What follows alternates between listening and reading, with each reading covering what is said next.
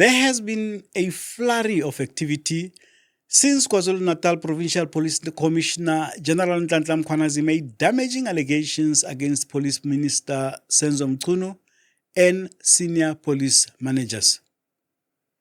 Mkhwanazi accused Mchunu of ordering the closure of a significant unit in combating political killings in his province. This, he says, was as the unit, which had been sent to assist investigations in Gauteng, was on the verge of exposing a syndicate that included politically connected individuals. He also linked Mchunu and Deputy National Commissioner for Crime Detection Shadrack Sibiya to several questionable individuals, including a man accused of 3 counts of attempted murder. Among the latest developments are the laying of charges against Mchunu by 2 political parties, the authorisation of a parliamentary inquiry by the Speaker, and the commitment by President Cyril Ramaphosa that he would give this matter his full attention. Hello everyone, welcome back to Joe Talks Politics. I am your host, Joseph Musia. Let's get right into this.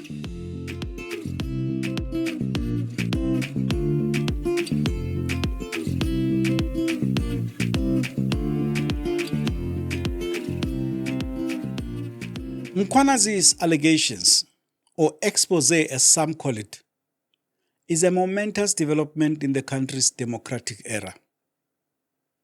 While corruption at the top of the police hierarchy has been exposed before, it was always by junior officers and outsiders, the media, service providers, or civil society bodies.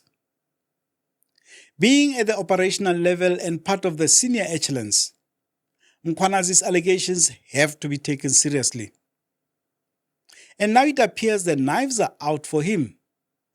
National Commissioner Fanny Masemula. Well, in terms of physical protection, you'd know that, as I said, he's been getting threats to his life in that province. We have beefed up his security. But he won't be persecuted. From my side, surely there will be no persecution of any member of South African Police Service. Before I go any further on this, let me examine just 2 of the allegations. This being that the minister had ordered the closure of the political killings unit based in KZN. The other is that a person named Brown Mokhosi had access to sensitive police information when he is not a member of the SAPS nor associated in any official capacity with the police. What are the facts on this?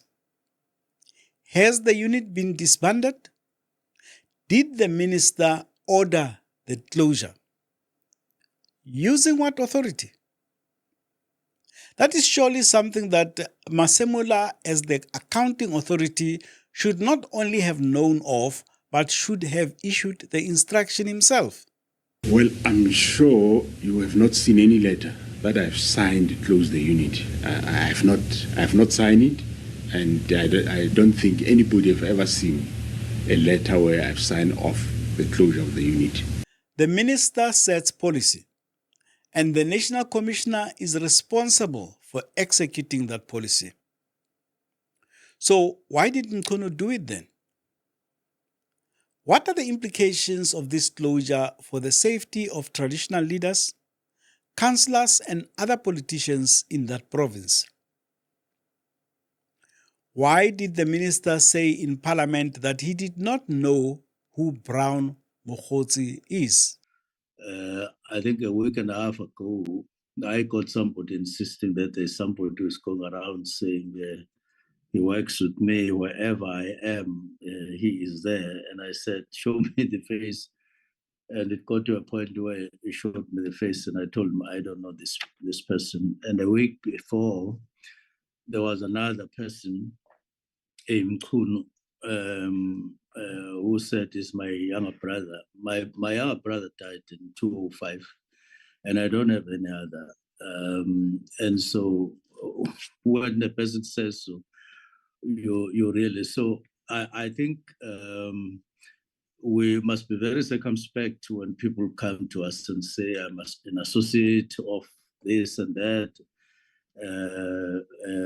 I'm no associate to the person that General Mkhwanazi is referring to. And now he changes his tune. Mkhwanazi has moved from unknown to known but peripheral. Here is Mchunu spokesperson Kamogelo Mkhwanazi. The minister has never met Mr. Nhlanhla, has never spoken to him, nor has the minister ever requested or received anything from him. The minister did, however, initiate a review of the SAPS tender awarded to him when suspicions of possible wrongdoing surfaced. It was the same tender which has since been terminated. Furthermore, whilst the minister knows and has met Mr. Brown Mkhwanazi, he is just a comrade and not an associate of the minister. The minister has never requested or received anything from him. Meanwhile, here are some of the significant developments since Sunday. There have been calls for President Cyril Ramaphosa to relieve Mchunu of his position to restore trust in the police. Will Ramaphosa act against a key ally in his internal ANC battles? We all know how trigger-happy he acted against a DA deputy minister because he allegedly went to America without permission. He has, however, been deaf to calls for the removal of Thembisi Melane, who has been implicated in the VBS saga. All he did was shift her sideways. More recently, he has not been moved by calls to act against Nobuhle Nkabane, who has clearly lied to Parliament. Here is Presidential spokesperson Vincent Magwenya. The President was attending a BRICS summit in Brazil this past Sunday when General Mkhwanazi outlined numerous allegations at a media briefing. The President undertook to attend to this development on his return from Brazil in view of the implications for national security. President Ramaphosa has been seized with this matter in recent days and will, following various consultations, take the nation into his confidence at 7 p.m. this coming Sunday, the 13th of July. The matter is so serious that the Speaker of the National Assembly, Thoko Titiza, has taken the rare step of asking 3 committees of Parliament to recommend what action needs to be taken.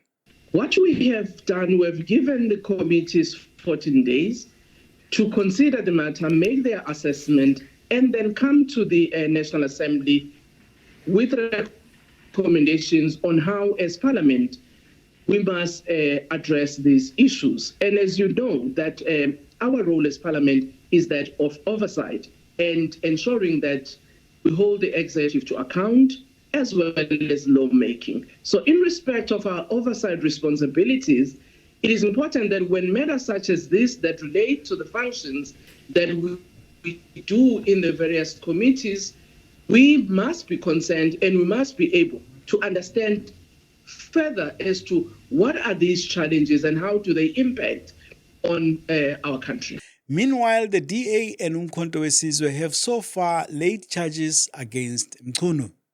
I must admit that I am one of those who, until Sunday, saw Senzo Mchunu as having a very bright future inside the ANC.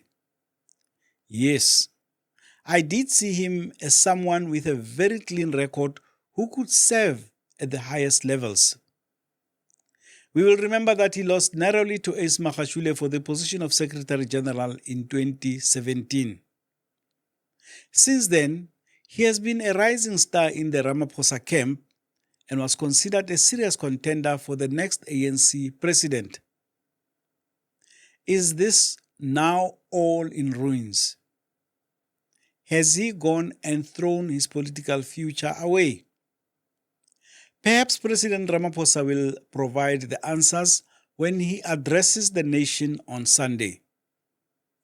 If you enjoyed this episode, please remember to like, share, and comment on it. For those who are not yet subscribers, please help us reach the minimum of 5,000 subscribers by the end of the year. See you in the next one.